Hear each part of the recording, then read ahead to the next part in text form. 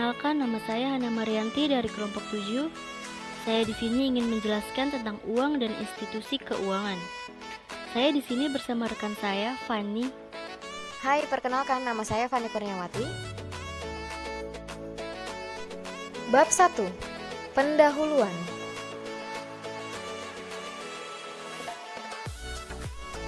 Latar belakang. Sistem keuangan modern dengan uang kertas, uang logam, cek dan kartu kredit tidak tercipta dalam sekejap mata. Uang sebagai alat pembayaran yang sah tidak tercipta dalam waktu yang sekejap. Diperlukan waktu berabad-abad lamanya sampai orang menemukan sistem keuangan seperti pada zaman modern sekarang ini.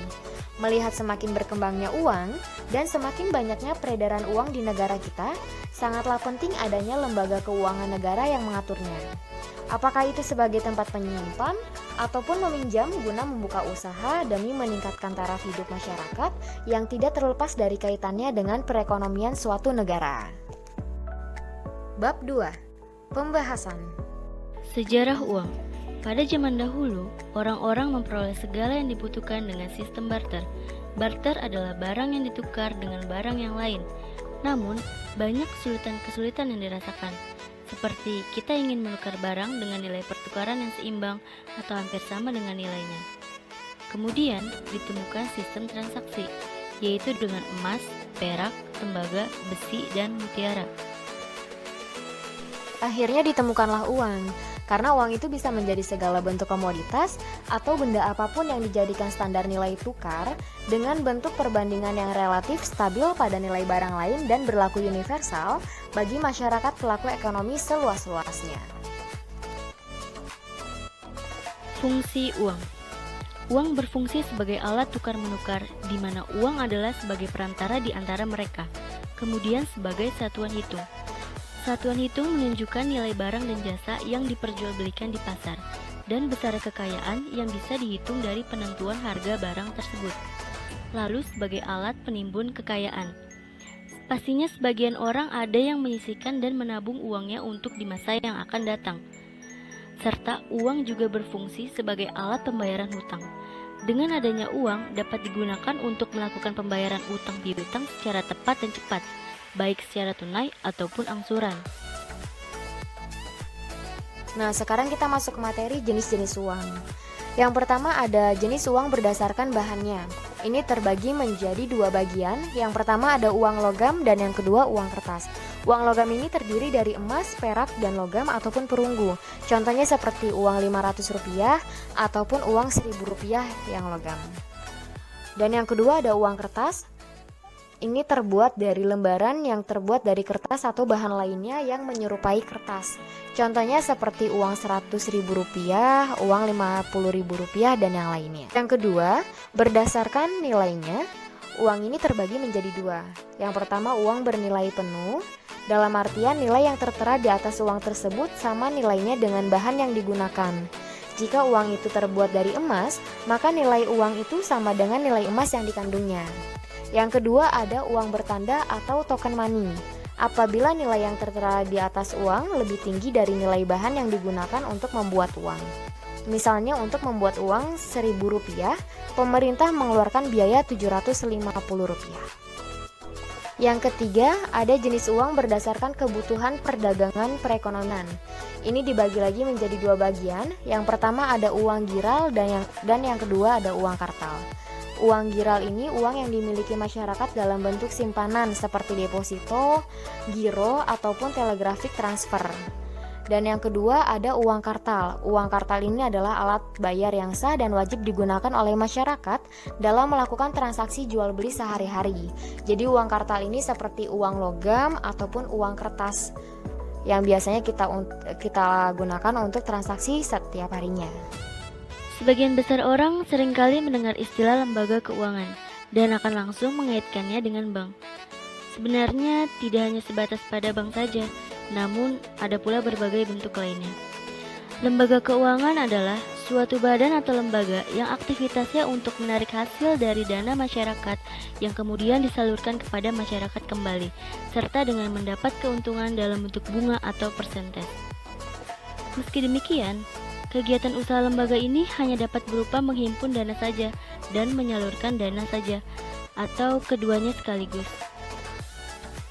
Di sini ada fungsi lembaga keuangan. Lembaga keuangan berfungsi sebagai tempat penyimpanan kekayaan, berfungsi sebagai pembayaran, memberikan sebuah jaminan, serta fungsi likuiditas yang dapat mengantisipasi kebutuhan dana darurat. Lembaga keuangan bank. Yang pertama ada Bank Sentral atau Bank Indonesia yang memiliki fungsi sebagai penjaga stabilitas moneter agar jumlah uang yang beredar di masyarakat tetap terjamin sesuai dengan kebutuhan. Dengan terjaga dan terkendalinya peredaran jumlah uang tersebut, maka ekonomi negara kita akan bertumbuh tanpa berakibat pada tingginya inflasi. Terkendalinya inflasi tersebut tentunya mampu mempertahankan kondisi perekonomian bangsa ini agar tidak terjadi krisis ekonomi.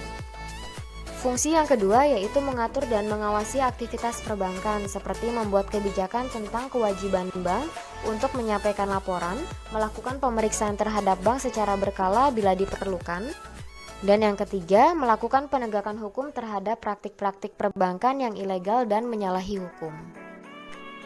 Yang ketiga, fungsi Bank Sentral atau Bank Indonesia ini berperan sebagai lender of the last resort atau sebagai peminjam dana. Pinjaman yang dikeluarkan Bank Indonesia tersebut bertujuan untuk menstabilkan sistem keuangan negara, karena bila tidak melakukan hal tersebut, bisa saja kebangkrutan sebuah bank mempengaruhi keberlangsungan perekonomian Indonesia. Dan lembaga keuangan bank yang kedua adalah bank umum, yaitu bank yang melaksanakan kegiatan usaha secara konvensional maupun syariah yang dalam kegiatannya memberikan jasa dalam lalu lintas pembayaran. Dan lembaga keuangan yang ketiga ini adalah BPR atau Bank Perkreditan Rakyat. Ini simpanannya dalam bentuk deposito berjangka, tabungan, dan lain-lain sebagainya. Bank Perkreditan Rakyat ini memiliki peran untuk menunjang pelaksanaan pembangunan secara nasional dan diharapkan mampu meningkatkan pemerataan pertumbuhan ekonomi dan stabilitas nasional agar tercipta kesejahteraan masyarakat.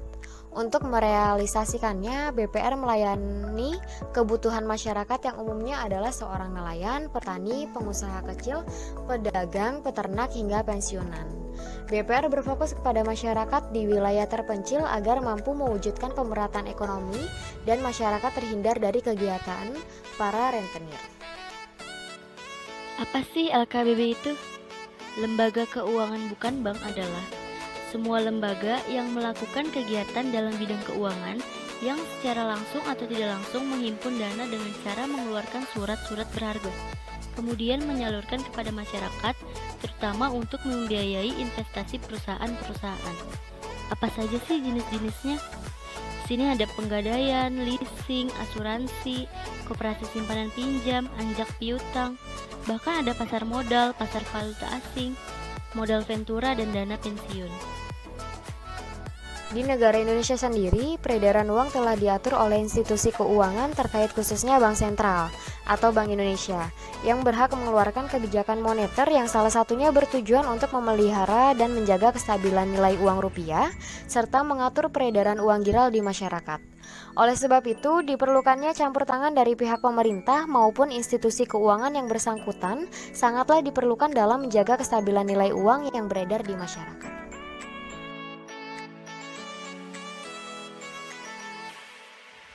Daftar pustakanya semoga bisa menjadi referensi, dan terima kasih telah menonton channel ini. Bye-bye.